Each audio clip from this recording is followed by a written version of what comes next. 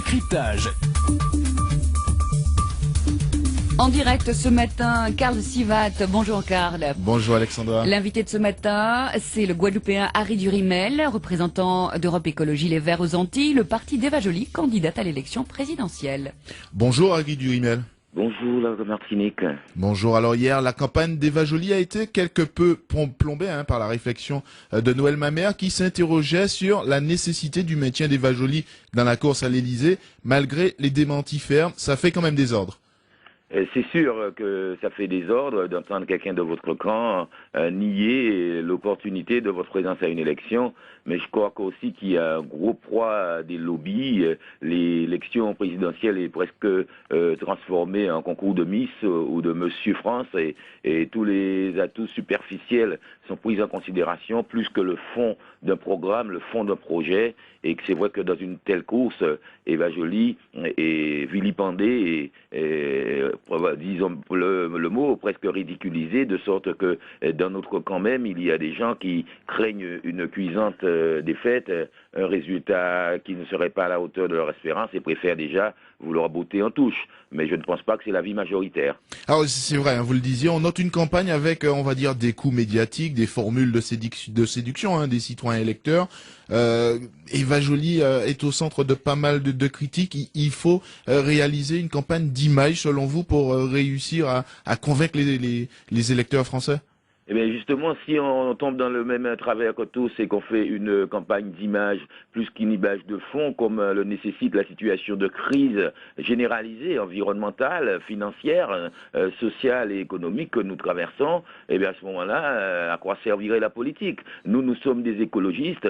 L'écologie politique, c'est une philosophie de réconciliation et de respect par l'humanité de son environnement. Elle prône aussi le respect de l'homme, le replacer au centre des débats et des décisions et de l'action collective le long terme et non pas faire ce qu'il faut pour être réélu à la prochaine élection. Donc nous pensons, en tout cas moi et ceux qui croient en la place de l'écologie dans cette campagne plus que de la personne d'Eva Joly, nous pensons que ce n'est pas avec des slogans qu'on transformera la société, qu'on procédera à la conversion écologique qu'appelle la crise actuelle, et particulièrement pour nos territoires insulaires de la Martinique et de la Guadeloupe, qui sont confrontés à cette crise multiforme. Nous avons besoin de transformation, nous avons besoin de décoloniser nos rapports avec la France, et ce n'est pas avec des slogans qu'on y parviendra. Il faut une transformation du modèle économique, sortir de l'économie de comptoir, tourner vers l'exportation en concurrence avec des pays qui ont des conditions de production bien largement inférieures aux nôtres, que nous allons arriver à ces changements. Et s'il est vrai qu'Eva Joly n'est pas sexy,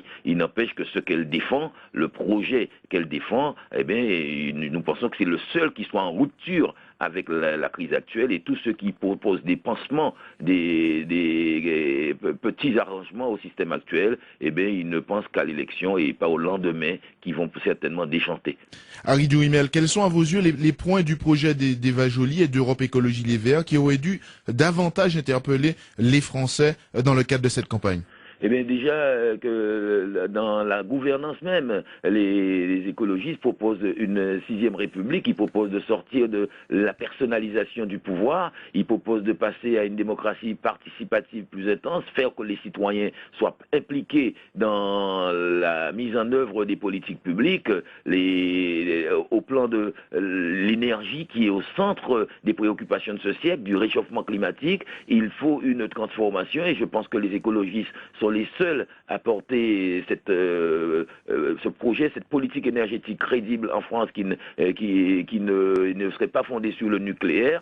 Donc pour moi, c'est l'énergie. Et pourquoi? Parce que l'énergie, la place de l'énergie dans la transformation écologique de la société est essentielle, car pour nos territoires insulaires, car je garde les yeux aussi rivés, même si je pense global, mais je veux agir au local, je pense que la place des écologistes dans ce débat est essentiel, car pour moi, pour nous en tout cas l'outre-mer, on ne pourra pas faire de développement économique sans une transformation de la politique énergétique. Donc je crois que c'est les écologistes, après Fukushima, qui sont les plus réalistes, les plus lucides face aux défis de notre temps.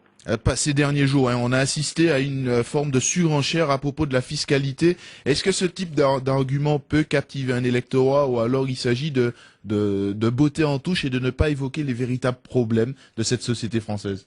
Bon, il ne s'agit pas de botter en touche. Effectivement, eux, ils sont dans l'événementiel, ils sont dans le sensationnel, et chacun y va de sa surenchère fiscale. Nous disons qu'il faut que la fiscalité qu'elle soit orientée non seulement vers les plus riches, mais vers des critères de richesse et de mieux-être, mais aussi la fiscalité doit tenir compte des atteintes à l'environnement. Lorsque dans nos pays, nous avons un octroi de mer qui indifféremment frappe les produits essentiels, les produits locaux ou autres, nous disons qu'il faut frapper plus fort. Notre fiscalité doit aussi tenir compte des atteintes à l'environnement, de l'impact carbone, de l'empreinte écologique, ce qui n'est pas pris en compte pour l'instant dans les politiques fiscales. Venons-en à l'Europe, Harry Durimel, quelle place lui accorder dans le schéma de société pour la France, et y a-t-il un avenir pour la France avec ou sans cette Europe? Mais je pense qu'aujourd'hui, puisqu'il y a un mouvement international vers plus de concentration, vers le regroupement pour pouvoir être plus fort, nous ne pouvons pas rester isolés. Et c'est vrai que l'Union européenne peut représenter effectivement un espoir pour les citoyens. Et nous qui sommes éloignés, qui sommes des régions ultra-périphériques, nous pensons que l'Europe a été plus ouverte que la France à notre égard quant à notre intégration dans nos régions géographiques. L'Europe, plus que la France, nous incite à coopérer avec nos voisins et à développer un modèle économique qui soit à l'échelle de ces territoires. Et c'est ce que les écologistes prônent aussi. C'est pour ça que nous avons toujours prôné de rester dans ce cadre européen, ce contrat social, car même si physiquement c'est une aberration de nous dire que nous sommes européens, il n'empêche que ce contrat social, cette union pour pouvoir faire société, a pour les Outre-mer plus de perspectives, présente plus de perspectives d'intégration dans nos régions. Donc moi je suis pas un anti-européaniste, et ce que je critique c'est l'Europe libérale, l'Europe du fric qui se développe plus que l'Europe des hommes, l'Europe des nations. Nous voulons une Europe fédérale, composée de régions autonomes, dans laquelle la Guadeloupe et la Martinique notamment trouveront les dividendes, pourront récupérer le retour sur investissement que nos parents, qui ont été saignés pour enrichir cette Europe, nous ont donné le droit d'attendre. Nous ne disons pas qu'il faut rester sous ce modèle colonial, nous disons qu'il faut s'émanciper, et en cela l'écologie est émancipatrice. L'écologie nous permet de nous émanciper du pouvoir des centres commerciaux, de la société de consommation, mais aussi de la dépendance par rapport à des pouvoirs lointains où les gouvernés sont loin des gouvernants. Nous pensons que le modèle d'une Europe fédérale avec des régions autonomes peut être la réponse aux préoccupations des domiens qui veulent tout à la fois rester européens un peu pour les avantages que cela comporte, mais qui revendiquent aussi plus de spécificité, le droit à la différence. Alors justement, à compter du dépôt des parrainages au Conseil constitutionnel et donc la validation des candidats qualifiés, on va dire, pour la présidentielle, il y aura une autre campagne. Quel sera votre message à l'attention des Martiniquais, des Guadeloupéens et résidents des territoires de l'outre-mer pour les convaincre de voter Eva Joly? Eh bien, nous allons les convaincre de ce que seule l'écologie politique propose, un modèle de développement qui prenne en compte nos ressources, qui prenne en compte notre richesse, la richesse de notre biodiversité. Nous proposons également de décoloniser notre territoire tout en respectant cette alliance historique avec l'Europe. Donc, pendant la campagne, j'attirais l'attention des écologistes, des Martiniquais et des Guadeloupéens sur le fait que c'est seulement notre candidate, notre programme qui permet d'embrasser nos spécificités et en même temps de faire jouer la solidarité européenne, de valoriser nos ressources énergétiques, d'arrêter le coup d'assommoir infligé par la droite à la promotion des énergies renouvelables. Nous savons que nos terres agricoles aussi sont menacées par l'urbanisation débridée que promeut ce modèle de développement libéral qui cherche à déréglementer, qui cherche à réduire les services publics dans des territoires frappés par le chômage et également qui subissent des handicaps structurels de l'insularité. Nous avons besoin d'une autre politique de solidarité, mais aussi d'un retour aussi sur nos valeurs.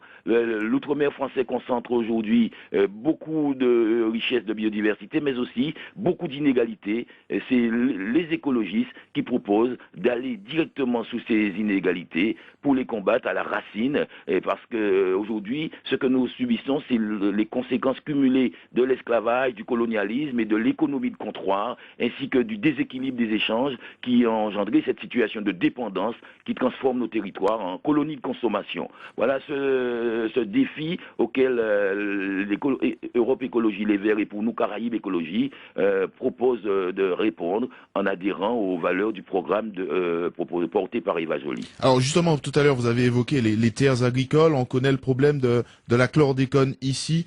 Que faut-il faire? Est-ce qu'il faut un véritable plan qui prenne véritablement au sérieux et à bras-le-corps ce problème ici?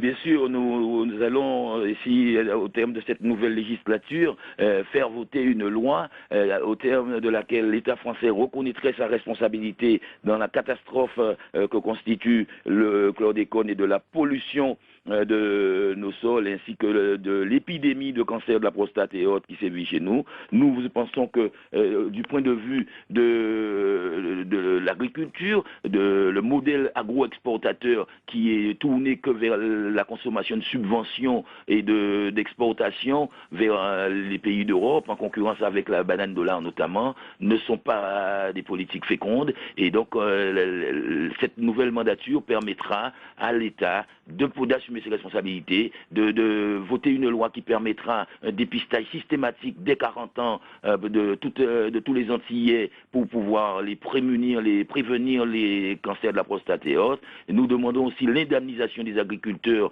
qui ont été ruinés par cette catastrophe, car beaucoup ont acheté des terres qu'ils payent encore, dont ils remboursent encore les frais, sans pouvoir exploiter ces terres. Le problème de l'agriculture et de la pollution de nos sols, le problème de l'épandage aérien qui encore bénéficie d'une nouvelle dérogation dont on va se mordre les doigts, qu'on va regretter dans 20 ans, nous pensons qu'effectivement il y a de vrais enjeux d'ordre écologique pour nos régions, et c'est pour ça qu'au premier tour, je crois que par adhésion, les Martiniquais et les Guadeloupéens ne peuvent voter qu'écologistes, car tous ces rêves que véhiculent les autres partis de dire oui, Paris va continuer à pouvoir, tous ces rêves sont irréalistes, car nous savons qu'aujourd'hui, la France est quasiment en état en faillite. Merci beaucoup, Harry Durimel, d'avoir répondu à nos questions. Excellente journée en Guadeloupe. Je vous remercie. Bonne journée. Merci, au revoir. Au revoir. Décryptage. Il y avait beaucoup à dire sur cette interview. Que dire de cette élection présidentielle, dit Harry Durimel. On dirait plus que c'est une course à Miss ou Mister France. Merci en tout cas Harry Durimel, Guadeloupéen représentant d'Europe Écologie Les Verts aux Antilles, d'être intervenu sur notre antenne. Il est 7h20.